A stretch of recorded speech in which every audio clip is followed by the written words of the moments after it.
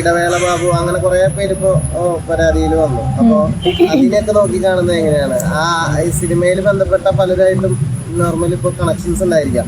ഇപ്പൊ junior artist ആയാലും കൂടെ അഭിനയിച്ച ആൾക്കാരായാലും അങ്ങനെ എന്തെങ്കിലും അനുഭവങ്ങൾ നിങ്ങളോട് ഷെയർ ചെയ്തിട്ടുണ്ടോ? സിനിമാ മേഖലയിലുള്ള ആൾക്കാര് പറയുമ്പോ നമ്മള് അഡ്ജസ്റ്റ്മെന്റ് തയ്യാറായിട്ട് അഭിനയിക്കാൻ അറിയാത്തവരെ അഡ്ജസ്റ്റ്മെന്റ് തയ്യാറാക്കിപ്പിച്ചിട്ട് അതിൽ നിന്ന് അവരെ അഭിനയിക്കാൻ അറിഞ്ഞുകൂടാ, നിനക്ക് അറിയില്ല എന്ന് പറഞ്ഞു വിടുകയും പറഞ്ഞ തുക കൊടുക്കാതിരിക്കുകയും ഒക്കെ ഉണ്ടായ ചരിത്രമൊക്കെ കേട്ടിട്ടുണ്ട്. ഓരോ സമയത്തും ഓരോ ആൾക്കാരെ കൊണ്ടുവന്ന് അവരുടെ TRP റേറ്റിംഗ് കൂട്ടാന്നുള്ളൊരു തന്ത്രം ഉപയോഗിക്കുന്നുണ്ട് പല നടന്മാരടക്കം പറഞ്ഞു. അപ്പൊ നിങ്ങളുടെ കേസ് തന്നെ നിങ്ങൾ കുറച്ച് നാളെ ഈ ഒരു കാര്യം ആരോപണം മുഖേന മീഡിയാസിലൊക്കെ ഉണ്ടായിരുന്നു, പിന്നെ അവർ പതുക്കെ നിങ്ങളെ നൈസായിട്ട് ഒതുക്കി, അങ്ങനെ ഒരു തോന്നലുണ്ടോ മീഡിയാസിന്റെ? എനിക്ക് അങ്ങനെ തോന്നുന്നില്ല. പുതിയ പുതിയ കാര്യങ്ങൾ വരുമ്പം അത് പകർത്തണമല്ലോ. അതിപ്പം ഏത് മീഡിയ ആയാൽ പോലും അങ്ങനെ തന്നെയാണല്ലോ, പുതിയ പുതിയ കാര്യങ്ങളിലേക്ക് പോകുമല്ലോ. പിന്നെ എന്നെ സംബന്ധിച്ചിടത്തോളം ഇനി എനിക്ക് ആരോപണം എന്ന് പറയുന്നത് പ്രശസ്തിക്ക് വേണ്ടിയിട്ടല്ലല്ലോ ഞാൻ ഇതിലേക്ക് വന്നത്. അത് ആരോപണം നമ്മൾ പറഞ്ഞു, അത് ഉന്നയിച്ചിട്ടുണ്ടെങ്കിൽ ഇനി നമ്മൾ പോവേണ്ടത് കേസിന്റെ ഇതിലാണ്. നമ്മളത് FIR ഇട്ടതുണ്ടെങ്കിൽ ഇനിയിപ്പോൾ അതിന്റെ പിന്നാലെ പോവുക, അത് ആരാന്ന് കണ്ടെത്തുക, അതിന്റെ രീതിയിൽ നടപടിയിലേക്ക് പോവുക എന്നുള്ളതാണ് ഇനിയുള്ളത്. അപ്പം ഇനി വീട്ടിൽ നിന്നുള്ള സപ്പോർട്ട് എങ്ങനെയായിരുന്നു? ഈ പരാതി മീഡിയാസിലൂടെ പുറത്ത് കാണിച്ചപ്പോ വീട്ടിൽ നിന്നുള്ളൊരു പ്രതികരണം ഉണ്ടായിരുന്നു? സപ്പോർട്ട് തന്നെയാണ്, കട്ട സപ്പോർട്ട് തന്നെയാണ്. അവര് സമ്മതപ്രകാരമായിരുന്നോ സിനിമയിലേക്ക്? അതെ, എൻ്റെ അമ്മ ഡ്രാമ ആർട്ടിസ്റ്റ് ആയിരുന്നു 10ാം ക്ലാസ് വരെ. പിന്നെ കല്യാണം കഴിഞ്ഞിട്ട് പോയില്ല. അപ്പൊ അവിടെ നിന്നൊന്നും അമ്മയ്ക്ക് ഒരു മോശമായിട്ടുള്ള അനുഭവങ്ങളൊന്നും ഇല്ല. അപ്പൊ അതൊക്കെ കൊണ്ടാണ് എന്നെ ഇതിലേക്ക് വിട്ടത്. ഇന്നത്തെ കാലത്ത് പലതും നടക്കുന്നുണ്ടെങ്കിൽ പോലും അമ്മയ്ക്ക് എന്നെ വിശ്വാസമുള്ളത് കൊണ്ട് വിട്ടതാണ്. പിന്നെ ഇപ്പോഴും പലരും ഈ പറയുന്ന അനുഭവങ്ങൾ ഇപ്പോഴും പലരും പുറത്ത് പറയാത്തതായിട്ടുണ്ട്.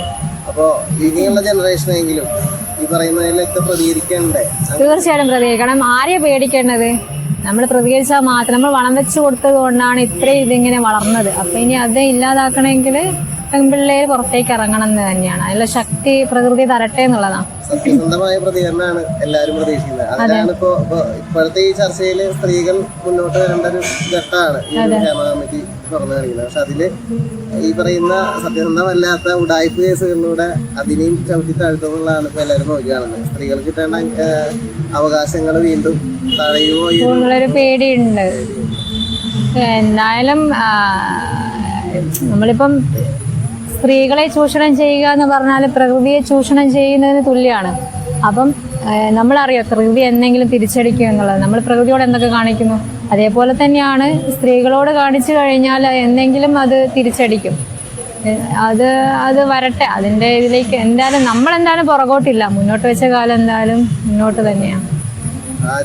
എല്ലാ സ്ത്രീകൾക്കും ഇപ്പോഴും പേടിച്ച് അഡ്ജസ്റ്റ് ചെയ്യുന്ന സ്ത്രീകളെ നേരിട്ട് അറിയുന്നവരുണ്ടോ?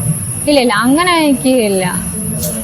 പലരെ കുറിച്ച് പലരും പറയുന്ന കേട്ടിട്ടുണ്ട്, പക്ഷെ അങ്ങനെ ഒരു അനുഭവം എൻ്റെ അടുത്ത് ഇങ്ങനെ നേരിട്ട് പറഞ്ഞിട്ടില്ല. ഞാൻ അങ്ങനെ പോയി പലരുടെ അമ്മമാര് വരെ സഹകരിക്കാമെന്ന് അങ്ങോട്ട് പ്രൊഡ്യൂസറെടുത്തും പറയുന്ന അങ്ങനത്തെ കേസുകളൊക്കെ ഉണ്ട്. അതിലും ഈ പറയുന്ന പ്രശസ്തിക്ക് വേണ്ടിയിട്ടാണത്. പക്ഷെ അത് ചോദിക്കുന്നത് എന്തുകൊണ്ടാണ് എന്നുള്ളതാണ്. അഡ്ജസ്റ്റ്മെന്റ് വേണം എന്ന് പറയുന്നുണ്ടല്ലോ അവർ ക്യാരക്ടർ കൊടുക്കുന്നത്. അതാണ് മാറേണ്ടത്. അതിങ്ങനെ വളം വെച്ച് കൊടുക്കുന്നതുകൊണ്ടാണല്ലോ. തയ്യാറല്ല എന്ന് പറഞ്ഞു കഴിഞ്ഞാൽ പിന്നെ ആരും